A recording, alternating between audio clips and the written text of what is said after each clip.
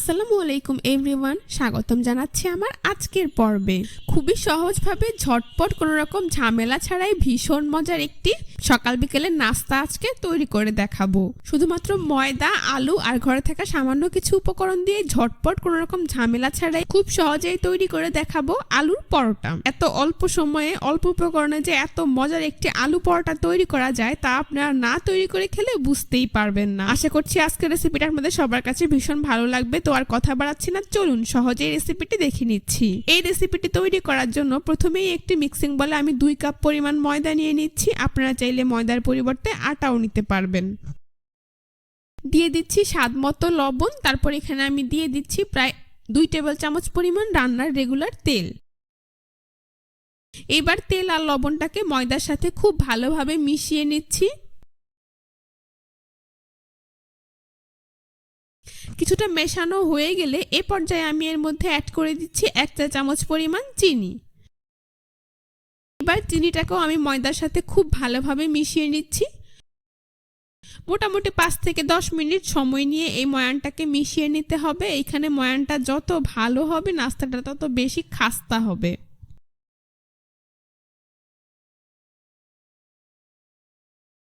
যখন দেখবেন ময়দা এইভাবে হাত দিয়ে মুঠো করলে দলা পেকে যায় তাহলে বুঝতে হবে ময়দা পারফেক্টলি মাখানো হয়ে গিয়েছে।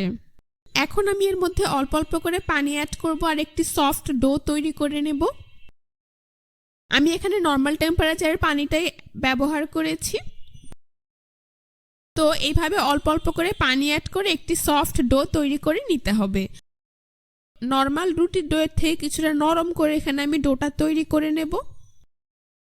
দেখতেই পাচ্ছেন আমার ডোটা কিন্তু তৈরি করা হয়ে গিয়েছে। এখন এর উপর সামান্য পরিমাণ তেল মাখিয়ে একটি ঢাকনা দিয়ে ঢেকে এটাকে আমি রেস্টে রেখে দেবো 15 থেকে 20 মিনিটের জন্য। এইবার চুলায় একটি প্যান বসিয়ে তাতে প্রায় 2 টেবিল চামচ পরিমাণ রান্নার রেগুলার তেল দিয়ে দিচ্ছি।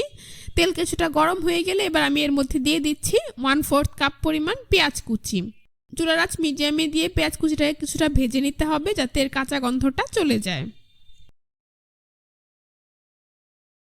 পেঁয়াজ কুচি কিছুটা ভাজা হয়ে গেলে এখন আমি এখানে দিয়ে দিচ্ছি 2 থেকে 3টি কাঁচামরিচ কুচি। কাঁচামরিচ কুচিগুলোকে আমি পেঁয়াজের সাথে খুব ভালোভাবে মিশিয়ে ভেজে নিচ্ছি। পর্যায়ে চুলার আঁচ লোতে করে দিচ্ছি। তারপর এখানে আমি দিয়ে দিচ্ছি 1/2 চা চামচ পরিমাণ আদা বাটা, 1/2 চা চামচ পরিমাণ রসুন বাটা। এবার আদা রসুনটাকেও আমি খুব ভালো করে মিশিয়ে 2 মিনিটের মতো ভেজে নেব যাতে এর কাঁচা গন্ধটা চলে যায়। এখন এখানে আমি কিছু গুঁড়া মশলা অ্যাড করে দেব।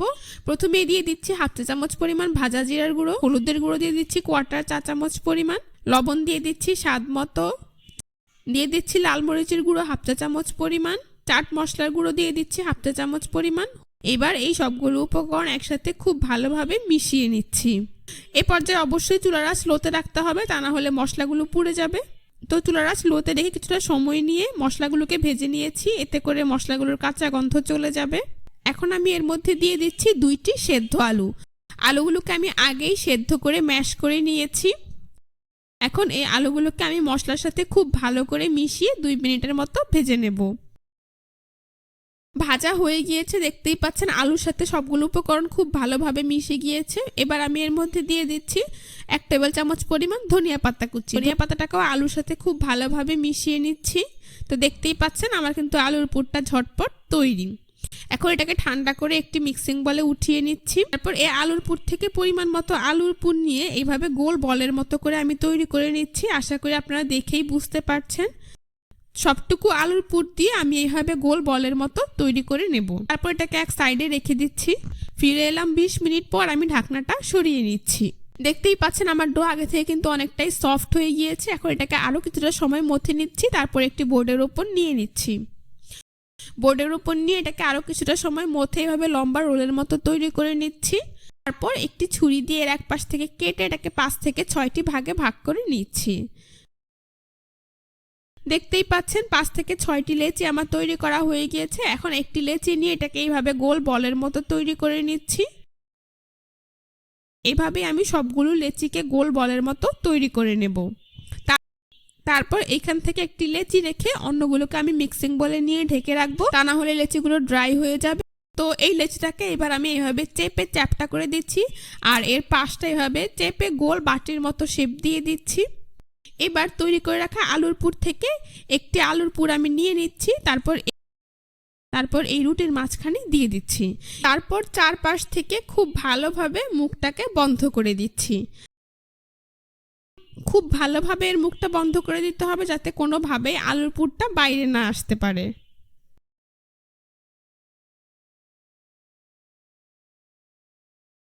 তো দেখতেই পাচ্ছেন গোল একটি বলের মতো কিন্তু আমার তৈরি করা হয়ে গিয়েছে।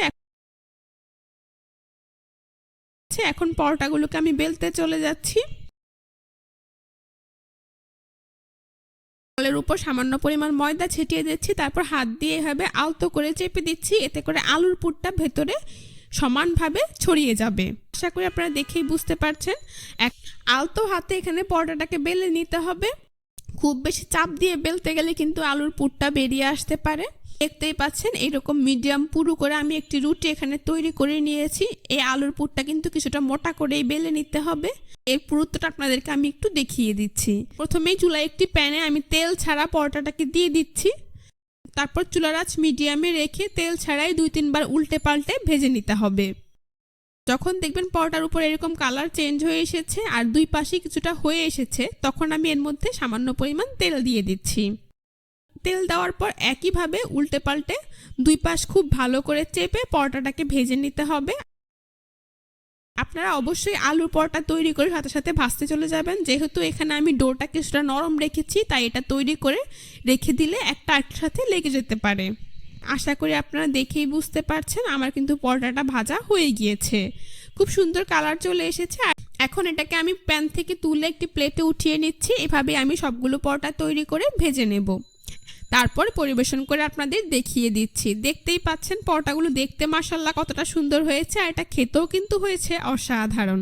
বিকেলে চায়ের আড্ডায়, সকালের নাস্তায় অথবা বাচ্চাদের টিফিনের জন্য কোনো রকম ঝামেলা ছাড়াই কিন্তু আপনারা ঝটপট এই পরোটাটি তৈরি করে নিতে পারবেন। আর রেসিপিটি ভালো লেগে থাকলে অবশ্যই আমার চ্যানেলটি সাবস্ক্রাইব করবেন, পাশে থাকা বেল বাটনটি অন করে দিবেন। আজ এ পর্যন্তই। সবাই ভালো থাকবেন, সুস্থ থাকবেন। আল্লাহ হাফেজ।